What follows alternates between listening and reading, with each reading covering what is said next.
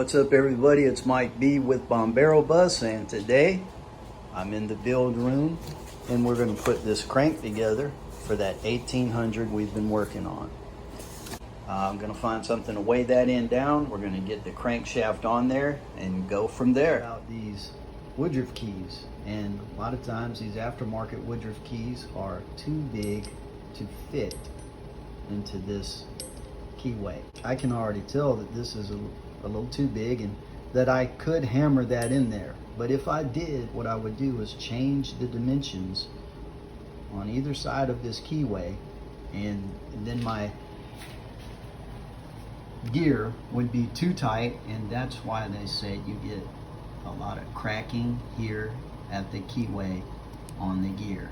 It stems from this Woodruff key being too thick. And then also that can translate itself into your camshaft gear and wear unevenly on it. So thank you Impy for making these parts so that the dream can continue. But of course there's some things you have to watch out for, and what I'm going to do is go out to the barn and just knock this down just a little bit.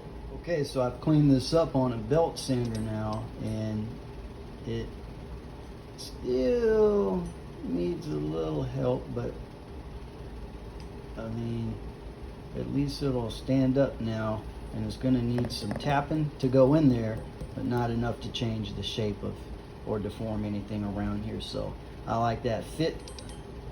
Let's move on. So the order of things first is I'm going to put a little assembly lube on here, and this is the number 3 main bearing.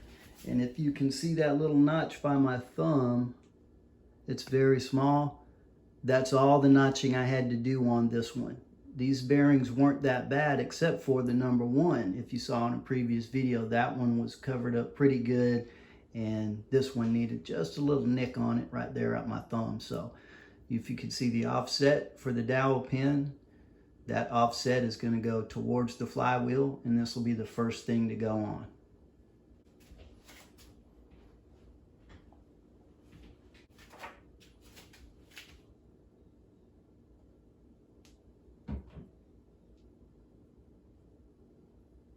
And slide that on.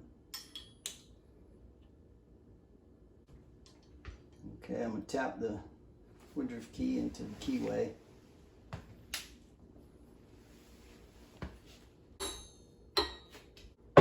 Okay, that felt good. That only needed some bumping. It wasn't going to be the problem that it was before I knocked it down. Next thing will be to get this crank gear on.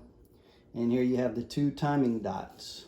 So those need to face to the rear of the engine towards the small pulley.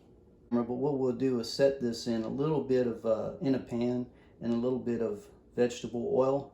And as soon as that oil starts to smoke, we'll have to move pretty quickly and get it from there onto the crank. Okay, the timing meters are out towards me, and here it is.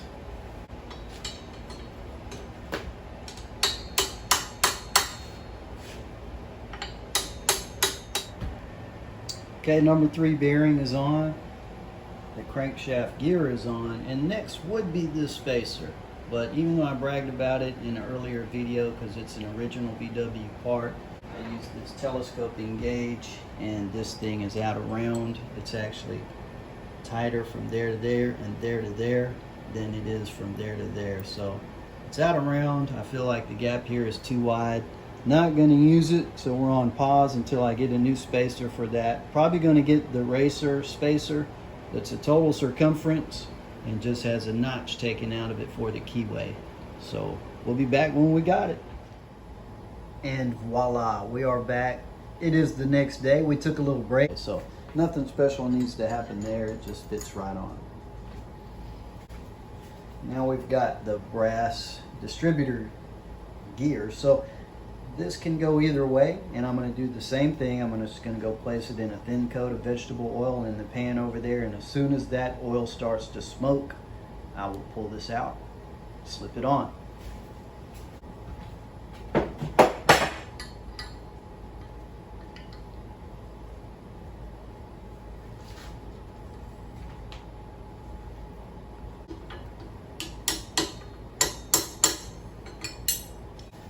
Okay, my friends, we are now to the part of putting this clip on.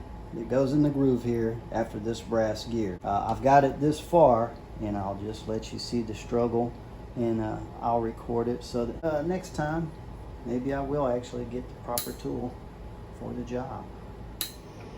Okay, we're back and had to leave for a couple of days, and now the crank is together, and as you can see, all the rods want to fall on their own weight.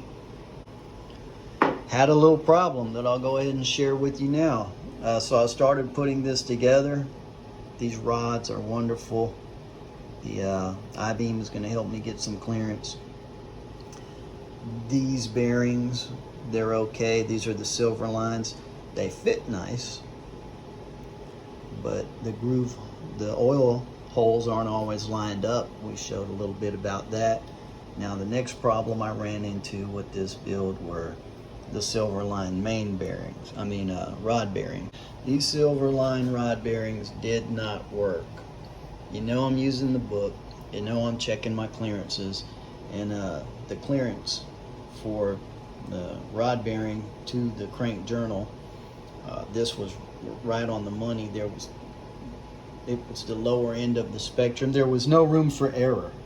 So, being stubborn, I put them on these anyway.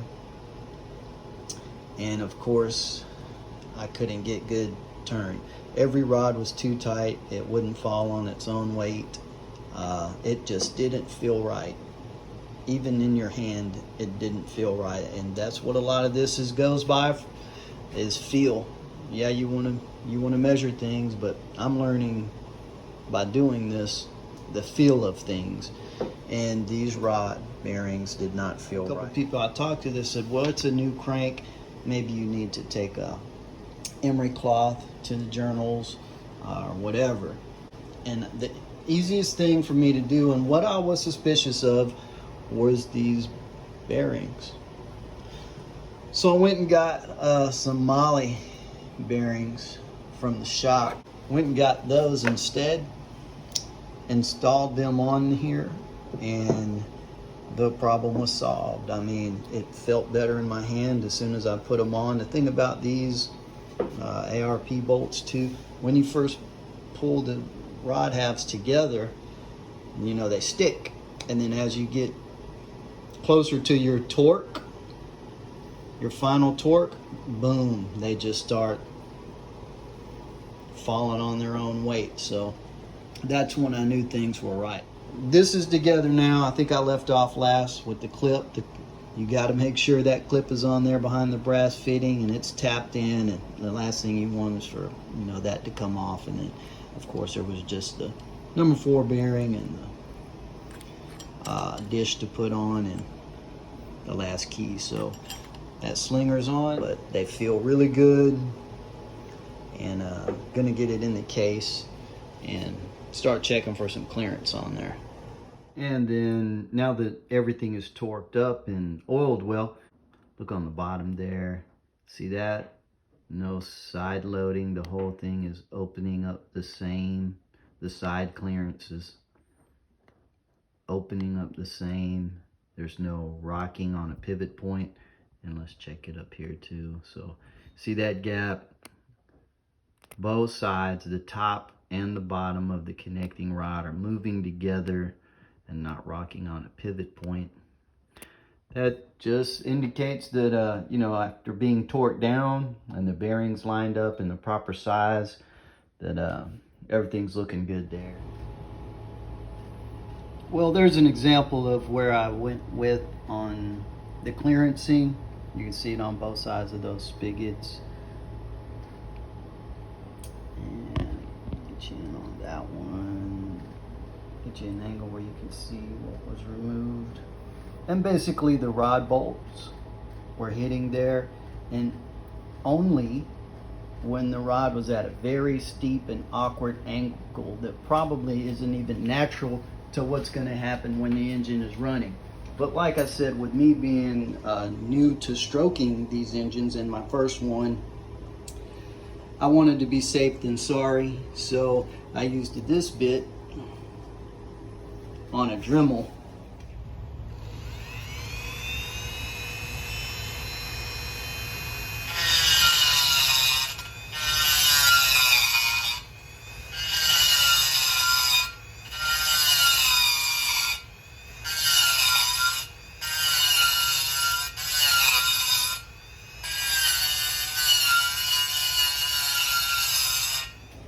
And then I cleaned it up with this. You know, one option is, I guess you could nip this off right here, but I just didn't want to do that. I don't know why. And I feel like, you know, this case, you know, as good a shape it's in, it might hold up for even another build one day. And if so, I might have developed enough confidence to stroke it even bigger. So at least and honestly, I just wanted to do that. I've never done it. So I'm about to put the crank back in now, and we'll spin it around and go from there.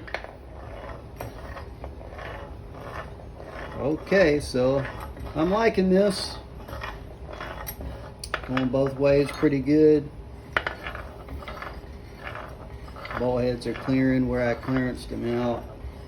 It's clearing pretty good both ways. So probably gonna roll with that. You know, hit it on the other side of the case, cinch them up, see what we got. Okay, so now it is sometime in the future. And before I conclude this video, I'd like to give you just a quick sneak peek at where we are now.